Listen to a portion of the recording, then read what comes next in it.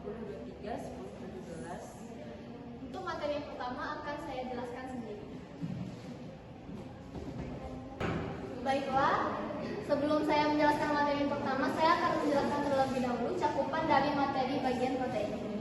Yang pertama ada pengertian protein, kemudian komposisi kimia protein, klasifikasi asam amino, fungsi protein, fungsi khusus asam amino, sumber protein, kebutuhan protein dalam sehari, dan yang terakhir akibat kekurangan dan kelebihan protein. Materi yang pertama yaitu pengertian dari protein. Protein adalah molekul yang dapat ditemukan di setiap sel-sel tubuh yang berfungsi untuk menjaga fungsi, bentuk, serta cara kerja jaringan tubuh. Protein terbuat dari ratusan hingga ribuan senyawa kecil yang disebut dengan asam amino. Jadi protein ini merupakan nutrisi yang dibutuhkan dalam tubuh kita selain dari karbohidrat dan lemak. Protein ini juga yang berperan dalam pembentukan jaringan, sel, otot, dan sebagian besar fungsi dalam tubuh kita. Kemudian, komposisi kimia dari protein. Protein tersusun atas 50% karbon, 7% hidrogen, 23% oksigen, 16% nitrogen, 0,3% urea, dan 0,3% fosfor. Materi selanjutnya adalah klasifikasi asam amino. Asam amino terbentuk dari beberapa fungsi. Yang pertama, ada gugus amina NH2, kemudian ada gugus karboksil COOH, kemudian ada satu atom hidrogen atau air, dan yang terakhir adalah residu. Residu inilah yang menjadi pembeda asam amino dengan asam amino lainnya. Kemudian asam amino ini dibagi lagi menjadi dua, yaitu asam amino esensial dan asam amino non esensial. Asam amino esensial ini tidak dapat diproduksi oleh tubuh sehingga tubuh kita memperolehnya dari makanan. Kemudian ada asam amino non esensial yang bisa dibuat dari dalam tubuh. Kemudian ada fungsi protein. Yang pertama sebagai sumber energi. Protein ini merupakan cadangan energi selain dari karbohidrat dan lemak. Ketika tubuh kita tidak mendapatkan karbohidrat dan lemak, maka protein inilah yang dijadikan sumber energi. Dan kemudian memperbaiki jaringan tubuh. Kemudian membangun antibodi. Protein ini dapat melawan virus dan bakteri lainnya. Kemudian memicu reaksi biokimia. Contoh dari reaksi biokimia tersebut adalah enzim, di mana enzim ini dapat mempercepat reaksi kimia yang ada dalam tubuh kita. Kemudian mengirim sinyal ke dalam tubuh. Salah satu contohnya adalah hormon insulin. Hormon insulin ini berfungsi untuk memberikan sinyal kepada tubuh kita ketika ada gula yang masuk ke dalam tubuh. Kemudian ada fungsi khusus dari asam amino. Asam amino esensial yang kita peroleh dari luar tubuh kita itu ada 9. Kesembilan asam amino ini harus kita peroleh agar tubuh kita tetap sehat. Ada beberapa asam amino esensial yang terdapat dari luar tubuh kita. Yang pertama ada fenilalanin. Asam amino esensial fenilalanin. Fenilalanin ini berfungsi sebagai pembawa pesan kimia ke otak. Kemudian ada asam amino esensial valin, yaitu fungsinya menunjang pertumbuhan. Kemudian ada treonit, berfungsi sebagai pembentuk struktur kulit. Kemudian ada triptofan, fungsinya adalah menjaga keseimbangan nitrogen di dalam tubuh. Kemudian ada metionin, berfungsi sebagai pertumbuhan jaringan tubuh. Kemudian ada leusin, fungsinya membuat leusin dan hormon pertumbuhan. Kemudian ada isoleusin, fungsinya menunjang metabolisme otot. Kemudian ada lisin sebagai sintesis protein, dan asam amino yang terakhir adalah histin, fungsinya adalah membuat histin.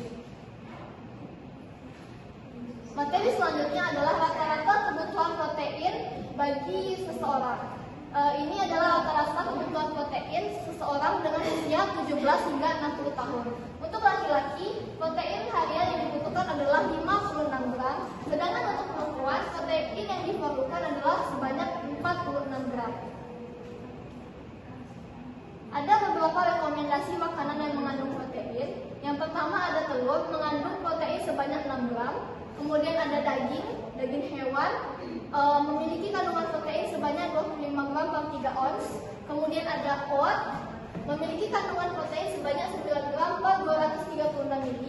Kemudian ada kacang, memiliki kandungan protein 6 gram per 1 ons. Kemudian ada susu, memiliki kandungan protein 8 gram per 236 ml. Dan yang terakhir ada ikan salmon, memiliki kandungan protein sebanyak 27 gram. Mungkin itu materi dari saya. Dilanjutkan oleh teman saya Helma Lizzie. Baik, selanjutnya saya akan menjelaskan mengenai akibat kekurangan protein. Yang pertama itu ada kwashiorkor, yang mana kwashiorkor ini diakibatkan oleh asupan karena kekurangan asupan protein, yang dimana kwashiorkor ini ditandai dengan perut membesar. Yang selanjutnya ada marasmus. Marasmus ini hampir sama juga dengan kwashiorkor karena kekurangan protein, yang dimana marasmus ini ditandai dengan perut mengecil dan juga rahangnya mengecil. Selanjutnya tulang lebih mudah patah. Nah, selanjutnya akibat kekurangan protein yang lain yaitu ada rambut mudah rontok.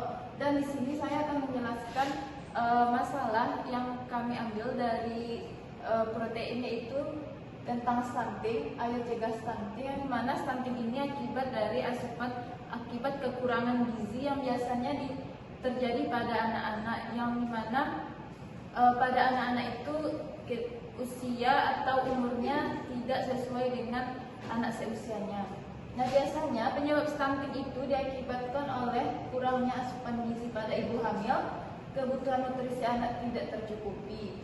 Nah, untuk mencegah stunting ini ada beberapa bisa kita lakukan, yaitu dengan mengkonsumsi tempe, kacang, telur, ati ayam, dan ikan tuna. Selanjutnya akibat kekurangan yang lain yaitu menurunnya kekebalan tubuh serta mudah lapar sehingga gula darah menurun. Nah, selanjutnya akibat kelebihan dari protein. Akibat kelebihan protein ini ditandai dengan kelebihan berat badan sehingga menyebabkan beberapa masalah yang lain seperti masalah ginjal, diare, sembelit, dehidrasi, kalsium tulang terkikis, masalah jantung akan terjadi beberapa penyakit jantung seperti darah tinggi atau terjadi kolesterol.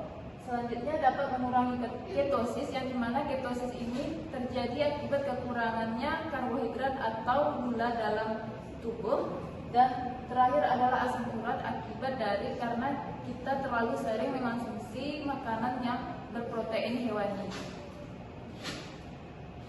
Nah, selanjutnya saya akan menjelaskan mindmap yang kami buat, yaitu dari protein, yang mana pengertiannya sudah dijelaskan oleh teman saya. Protein adalah molekul yang dapat ditemukan setiap sel-sel tubuh yang berfungsi untuk menjaga fungsi bentuk serta kerja jaringan dalam tubuh. Ada komposisi kimianya, ada karbon, oksigen, nitrogen, hidrogen, garam, dan fosfor. Klasifikasi asam amino ada 2, asam amino esensial dan non esensial. Fungsinya sebagai sumber energi, memperbaiki jaringan tubuh, membangun antibodi, memicu reaksi biokimia, dan mengirim sinyal ke tubuh. Selanjutnya fungsi khususnya ada fenilalanin, valin, teriosin, tryptofan, metionin, leusin, isoleusin, lisin, dan histin. Selanjutnya ada sumber-sumber protein, ada protein hewani dan juga protein nabati yang biasanya kita temui pada telur, susu, daging, ikan, udang, dan ayam. Sedangkan untuk protein nabati biasanya kita temui pada tahu, tempe, kacang tanah seperti pada kedelai, biji-bijian, kacang-kacangan, buah-buahan, dan sayur-sayuran. Dan kebutuhan protein yang dalam sehari yang kita butuhkan bagi laki-laki sebanyak 56 gram, sedangkan untuk perempuan sebanyak 46 gram. Dan yang terakhir adalah kekurangan dan kelebihannya. Kekurangannya tadi sudah dijelaskan, ada kwashiorkor, marasmus, tulang lebih mudah patah, dan terjadinya stunting. Sedangkan kelebihannya ada masalah ginjal, diare, sembelit, dehidrasi, kalsiumnya tulang terkikis, masalah jantung, dan terjadi asam urat.